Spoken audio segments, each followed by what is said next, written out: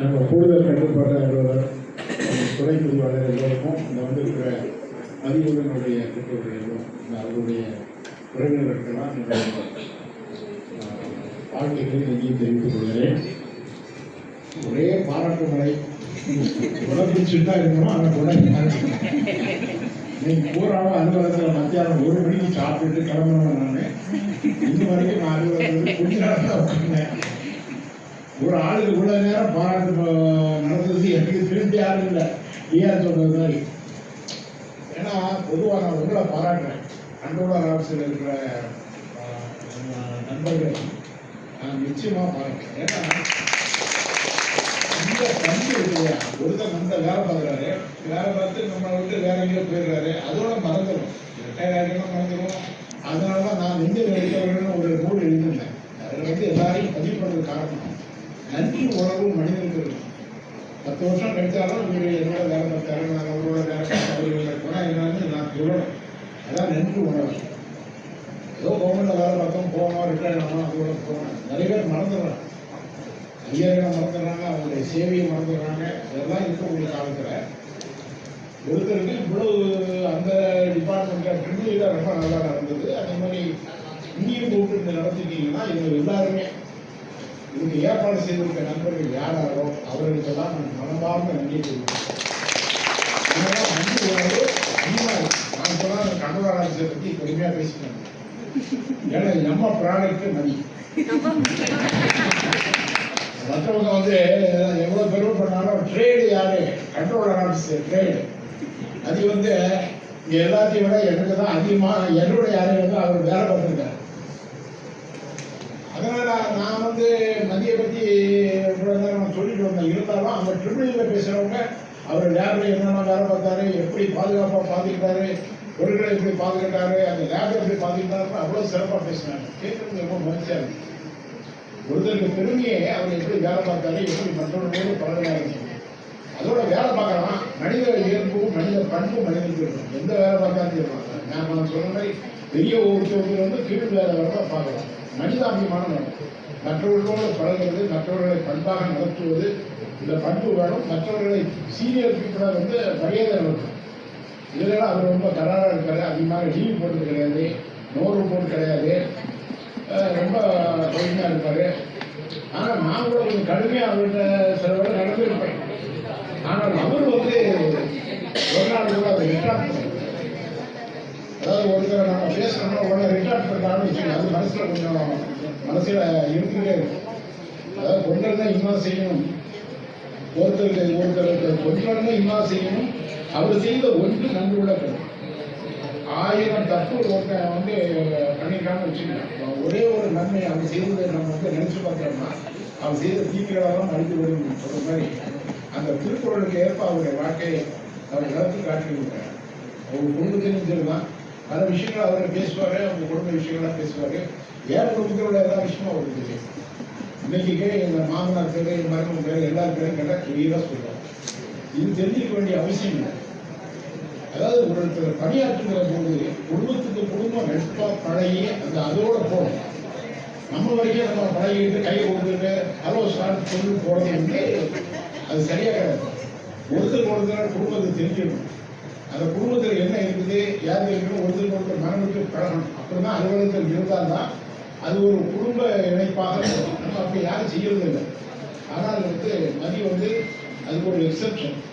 இன்னைக்கு இவ்வளவு அவருக்கு பாராட்டு நடக்குதுன்னு சொன்னால் அது அவருடைய அப்ரோச் மற்றவங்கள்ட்ட நடக்கிறது. சைலண்டாக இருப்பார், எதுவுமே பேச மாட்டார். நம்ம ஏதாவது சொன்னாலும் கூட கொஞ்சம் சைலண்டாக கேட்டு சரிசாக போயிடுவார். அப்படிப்பட்ட ஒரு நல்ல மனிதர். அவருக்கு ஒரு ரிட்டையர்மெண்ட் கூட சொல்ல நான் சொல்லக்கூடாது இருக்கேன். பணி நிறைவுதான் மனிதனுக்கு இது ஒரு பணி நிறைவுதான் ஒரு வேலை. எனக்கு ஒரே ஒரு கருத்து என்னன்னா, இந்த அண்ணாப்பழங்களுக்கு வேலை செய்து நிறைய பேர் பணி ஓய்வு பெறுகிறார்கள். ஆனால் பணி ஓய்வு பெறுவதற்கு பென்ஷனோ மற்ற இதிலோ கிடைக்கல. இவங்க நிரந்தரமானாலும் இவங்களுக்கு அதெல்லாம் வரல.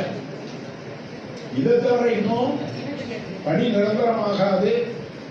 டெம்பரரியா 15 வருஷம் 25 வருஷம் வேலை பார்த்துட்டு ரிட்டையர் ஆகி போகும்போது ஒண்ணு இல்லாமல் போக போறாங்க இவங்களோட வாழ்க்கையை நினைச்சு பார்த்தா ரொம்ப கஷ்டமா இருக்கு. ஏன்னு நினைச்சா பென்ஷன் வாங்குறவங்களுடைய நிலைமையே ரொம்ப மோசமா இருக்கு. குடும்பத்துல பென்ஷன் வாங்குறவனே ஒரு 80,000 ரூபாய் வாங்கிட்டு போனாலும் கூட அவர் இண்டிபெண்டா பார்ப்பாரு, எது வேணாலும் செய்யலாம், அந்த ஆற்றல் அவருக்கு இருக்கும். ஆனால் ஒண்ணுமே இல்லாம ஒரு குடும்பத்தில் போய் ஒருத்தர் இருக்கணும், இன்னொருத்தர் டிபெண்ட் பண்ணணும், ஒருத்தர் போய் பையன்ல காசு கேட்கணும், பொண்டாட்டியில காசு கேட்கணும்னு சொன்னா ஒரு நிலைமை எப்படி இருக்கும்? ஆகவே அரசு இந்த ஊழியரை எல்லாம் பர்மனன்ட் ஆகி என்னைக்கு கொடுக்குறாங்களோ அதான் நல்ல அரசு. இவர்களுக்கு 25 வருஷம் 30 வருஷம் வேலை பார்த்துட்டு ஒண்ணு இல்லாம கையை செஞ்சுட்டு போறாங்க. இப்ப நாங்களாம் பென்ஷன் வாங்குறோம், இவர்களுக்கெல்லாம் பென்ஷன் கொடுக்கலன்னு சொல்லி வருத்தமா இருந்துச்சு. அதனால அது ஒரு பக்கம் சங்கடமா இருக்கு. இருந்தாலும் கூட பணி நிறைவு என்பது தவிர்க்க முடியாது. ஆனால் பணி நிறைவுன்னு சொல்லி ஓய்வு போகாமல் நம்முடைய பணியை தொடர்ந்து எதாவது செய்துட்டு இருக்கணும். அவர் பொதுநல பணியில் நல்ல ஆர்வம் உள்ளவர், கொரோனா பீரியட்லாம் நல்லா ஒர்க் பண்ணியிருக்காரு, எல்லாருக்கும் ஃபீல்டு கொடுக்குறது இதெல்லாம் பண்ணியிருக்காரு. அந்த பணியை பொதுநல பணியை சிறப்பாக செய்ய வேண்டும். ஓய்வு இதையும் சோர்வு அடையக்கூடாது, தொடர்ந்து அவருடைய பணியை செய்து கொண்டிருக்க வேண்டும். குடும்பத்தில் உள்ளவங்களாம் அந்த வெரி குட் பர்சன்ஸ், நல்லா தெரியும். அவருடைய சகோதரர்கள் சகோதரிகளை பற்றி தான் அடிக்கடி பேசுவார். எல்லாரும் வெல் செட்டில்டு, எல்லாரும் நல்லா இருக்காங்க. அவருடைய அப்பா சொன்ன மாதிரி ஏஆராக இருந்தவர், அவருடைய பையன் இவரும் ஒரு நல்ல பெரிய பதவியில் வந்துருக்கணும், இன்னும் தெரியல. இருந்தாலும் அந்த ஒரு அப்பாவுடைய ஒரு இதை அவருடைய ஸ்டேட்டஸ் அப்பா ஒரு பதவியில் இருக்காரு, நல்ல மாதிரி இருக்கார். நம்மளும் அவருடைய பையன் அந்த நிலையில நல்ல மாதிரி இருக்கணுங்கிற ஒரு நல்ல நிலையில் இருக்கிறார். எதையும் ஏற்றுக்கொள்ள மாட்டார். அப்படிங்கிற ஒரு சிறந்த மனிதர். அவர் பணி நிறைவு பெற்று இருக்கிறது. இருந்தாலும் நமக்கு எப்பவும் அவர் ரொம்ப நெருங்கிக்கூடியதான் இருக்கிறார். அதனால ஒன்றும் இது கிடையாது. அவர் இன்னும் டேலண்ட், அவருடைய டேலண்ட் இருக்குல்ல, அதை தனிப்பட்ட முறையில் அவர் பயன்படுத்தினால் நல்ல நிலைக்கு வரலாம். நிறைய பேருக்கு அப்படின்னா நிறைய பேருக்கு நிறைய டேலண்ட் இருக்கு, அதை தனியாக பயன்படுத்துனாங்கன்னா அவங்க பிகம் ரிச். ஆனால் அதுக்கு வாய்ப்பு இல்லாத இருக்குது. ஆனாலும் மதிய அவர்கள் அதை பயன்படுத்த வேணும், சும்மா இருக்கக்கூடாது என்று சொல்லிக் கொள்கிறேன். அவன் அம்மாவை நல்லா பார்த்துக்கிறாரு. அம்மா முடியாத இருக்காங்க. அந்த அம்மா ரொம்ப ரொம்ப சுறுசுறுப்பான அம்மா. கோயிலுக்கு போய் டெய்லி வராமல், கோயிலுக்கு போகாமல் இருக்கவே மாட்டாங்க. கோயிலுக்கு போய் அந்த வேலை செய்கிற இருக்கிற கோயில்கள் அத்தனையும் அவங்களுக்கு அவ்வளோ. ஆனால் என்னவோ திடீர்னு விழுந்ததுனால அவங்களால எழுந்து நடக்க முடியாத சூழ்நிலையில் மதிய அவர்கள் அதை கவனிச்சுக்கிறார். டெய்லி காலையில் அம்மாவை கவனிச்சுட்டு அதுக்கப்புறம் தான் வாங்குறேன். அதனால் கோயிலெல்லாம் போகிறத விட அம்மாவை கவனிக்கிறதுங்கிறது தான் தெய்வத்தை கவனிக்கிற மாதிரியான பலன். அந்த பலனை ஆகவே அம்மாவை கவனிக்கிறவங்க, பெற்றோரை கவனிக்கிறவங்க, பெற்றோரை வழிபடுறவங்க தெய்வத்தை வழிபடவே வேண்டாம். கோயிலுக்கு எந்த கோயிலுக்கும் போகவே வேண்டாம். அவங்களுக்கு எல்லா விதமான இதுவும் கிடைக்கும், எல்லா விதமான பலனும் அவங்களுக்கு வரும். பெற்றோரை மதிக்கிறவங்க, பெற்றோர்களாக மாமனார் மதியம், மாமனாரையும் மதியும், மாமியாரையும் மதியும்.